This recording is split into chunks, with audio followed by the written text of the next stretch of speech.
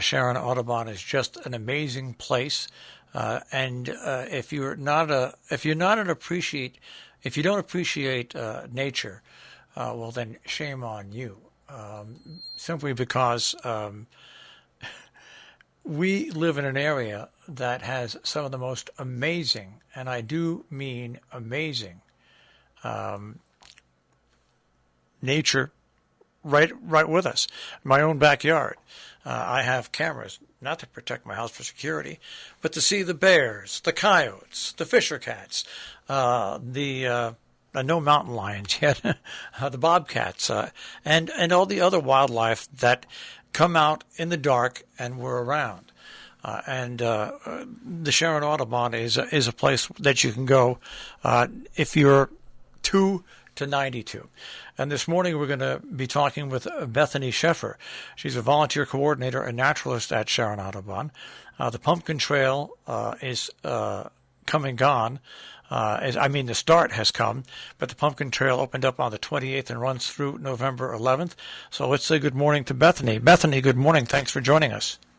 Hi, thank you so much, Marshall. Good morning to you, too. How are you? I'm fine. And, we are finally settling in, at least for this week and a half. We're going to have some fall-like weather where it's not going to be too cold, but we're going to have that feeling of fall.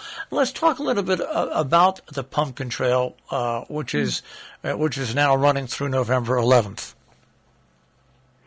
Yeah, that's right, Marshall. So it did start last weekend. We kicked it off with a nighttime viewing session. Let's see here, last Friday, and it was stellar.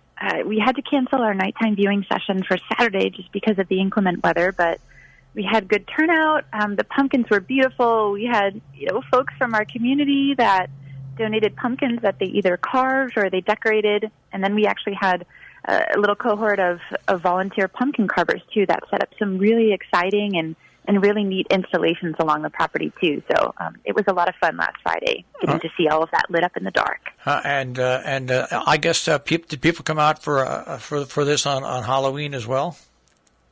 They did not. So Okay. we didn't run it quite on Halloween because we didn't know what the trick-or-treating scene would be like in You're town, right. and we didn't want to, compete with that. And so we just decided to do it on Friday, and then again, unfortunately, had to cancel on Saturday night because of the weather.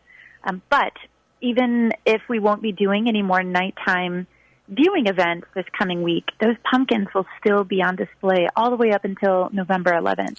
And that includes the installations, too, that this group of volunteer pumpkin carvers, really talented professional pumpkin carvers, have set up along the trail.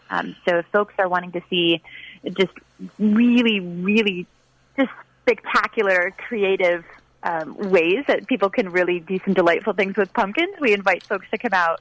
It's totally free. Folks can walk the trail and view everything that's there, pumpkin-wise. Well, and also, I think even though you can't come out and see it in the nighttime, if you pick a day where there might even be some clouds, with the leaves on the ground and the bright color leaves and the pumpkins and the trails, it still makes for an amazing experience. Oh, yes, that's an excellent point, Marshall. Yes, it's absolutely beautiful. We have still clusters of trees that are coming into peak foliage right now. Beautiful hues with our sugar maples on property, our red maples, our beeches and birches. So you're right, yes, with all of those different colors of foliage on the ground, with those lovely orange pumpkins, it really, really is quite a charming experience. So let's talk a little bit about some of the. First of all, your job at Sharon Audubon. Let's talk about your job and your history at Sharon Audubon. Sure. So I have been there now for the past.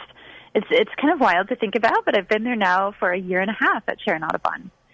So I've worked in other parts of the country as a naturalist, as an environmental educator, and I'd actually never been to New England at all prior to taking the job up at Sharon. So it's been really quite a delightful surprise for me to see just how interesting and really just stunningly beautiful the region is. I really, really do like living here. And it's interesting because Sharon Audubon has, of course, the location which is on Route 4 going out of Sharon and heading to Cornwall Bridge, but also the Miles Wildlife Sanctuary, which is on Clockenstown Road, which actually turns into West Cornwall Road. So there's so much the Audubon has to offer, and the main building's still closed, but people can still access the trails, right? That's correct. Yeah, Marcia. So people can still come and access the trails. They can still see our birds of prey out in their aviaries. There are about 15 different species of birds of prey representing all kinds of different families, from hawks and owls, falcons. There's even a bald eagle, too, that people can come and visit. And they're always out in those aviaries unless they're out on a program or unless they are, for some reason, in the wildlife rehab clinic. So sometimes we have a broadwing hawk, for example, that's been in the wildlife rehab clinic just because he has a sensitive injury and is being treated there, but he'll be back out in the aviary soon, we hope. But folks can see those things. Folks can, they can go over, like you mentioned, to Miles Wildlife Sanctuary as well, which I really think, when you mentioned Sharon Audubon being such a gem in the region, I really have come to see Miles Wildlife Sanctuary as being sort of a hidden gem in our little town, because people just don't, it's hard to see, first of all, when you're on West Cornwall Road, but people oftentimes associate Sharon Audubon with just being that center property. But I love Miles Wildlife Sanctuary myself. I love seeing those sculptures that greet you right when you come onto the road that takes you up to the parking area at Miles, which are, the original artwork of Emily Winthrop Miles, who used to reside on the property. They overlook that beautiful little reflection pool that's there right to the left of the entrance. And, of course, there's the trail that surrounds the main pond on property where folks can see, pretty much every species of wildlife native to this area imaginable. People can view river otter oftentimes in that pond, beaver. You can view, of course, a whole soiree of birds on property, including great blue heron and ospreys and even bald eagles in the wintertime. And it's just really a wonderful place. And so I always like to give that place a little bit of a push, too, in doing programs, because I think oftentimes people don't realize it's there. When I was growing up, my family lived on West Cornwall Road, about a mile and a half towards Cornwall. And, of course, our family name is Miles. And you don't know how many times I've been asked, even to this date, is that the property you used to live at? I said, no, that's another Miles completely. And I've always been fully aware of that property, and it's an amazing piece of property with the pond behind it, and especially at this time of year with the colors, once again, even though they were muted this year and a lot of them are gone, it's just an amazing piece of property. Now, I want to get back to your when you had to reschedule. You had an event coming up called Skulls, Skins, and Bones, and that's been rescheduled for coming up on November the 6th. Let's talk a little bit about what is Skulls, Skins, and Bones. Sure thing. Sure. So in this program, we're really exploring, when we talk about skulls, there's so much that we can glean from looking at an animal skull. And I think it's a neat thing to come across, first of all, when you're out in the wild, because it's not something we see on the day-to-day, right? We may see little pieces of bones here and there from animals that have, decomposed, where we can't see any other visible features of what was once there. But when we look at a skull, we can, once we have the tools and the knowledge, we can start to, for instance, get some ideas of what the animal's diet was, for example. Were they carnivores? Were they herbivores? Were they omnivores? So once, we start looking at those sorts of features, we can start to see what they may have eaten. If we look at the eye sockets, for example, and if we look at the size, we can start to understand, if they were diurnal, if they were, active during the daytime, if they were active during the nighttime, if they were predator-prey. And then even looking at things like the nasal cavity, we can start to see, just based on the length and the space allotted to the nasal cavity, we can see how well developed of a sense of smell the animal might have had. So we can then start to continue on the process of elimination and start to get a better understanding of the species.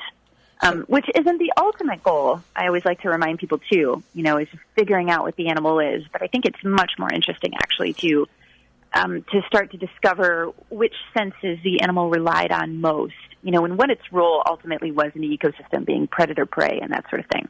Is this so that would be one element of the program. But then we're also going to look at some different animal skins, too, and talk about some of the adaptations that these animals deploy to be able to survive in the wild, ultimately. Is this a Zoom event or a live event at Audubon?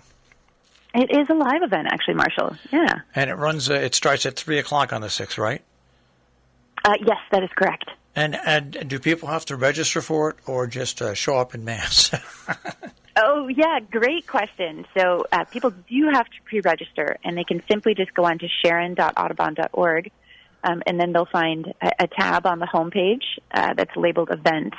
They'll be able to go down, and then you'll see the program description there, and they'll be able to follow the instructions to be able to register online. Now, is there anything else you want to pass along before we say so long this morning coming up at Sharon Audubon? I think we've really covered it. For the most part, I will put a little quick plug in here, Marshall. So I know a lot of us are starting to, because the leaves are falling and because they may be accumulating in parts of our yards, we do really love to encourage folks to really try to rethink, if possible, how they manage their leaves during the fall.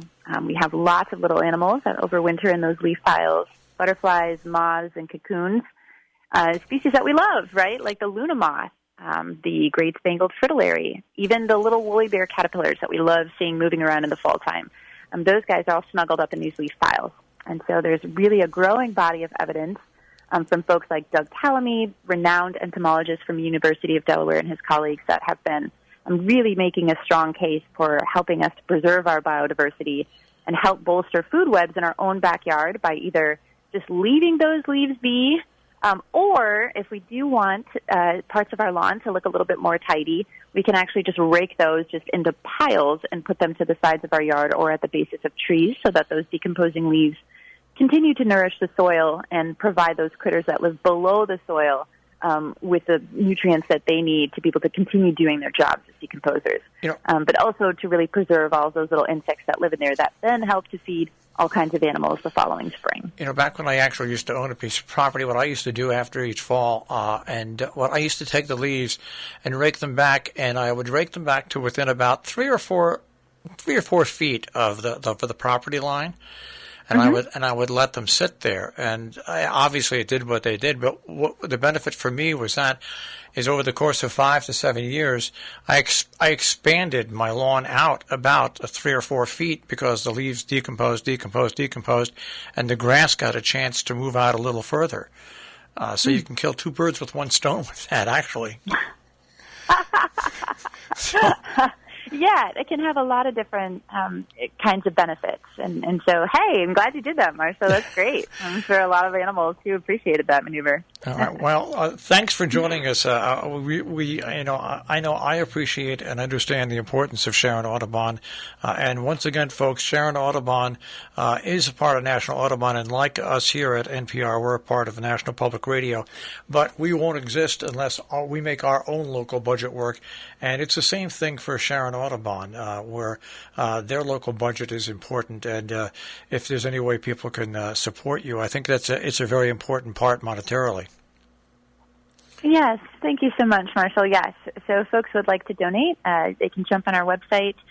There's a big red donate button right on the homepage that folks are more than willing to access. Otherwise, they're more than welcome to come and leave some trail fees or leave some donations, and our donations allowed on property. We always appreciate it. All right. Well, that's sharon.audubon.org. Thanks for joining us again, and have a great day and great weekend coming up.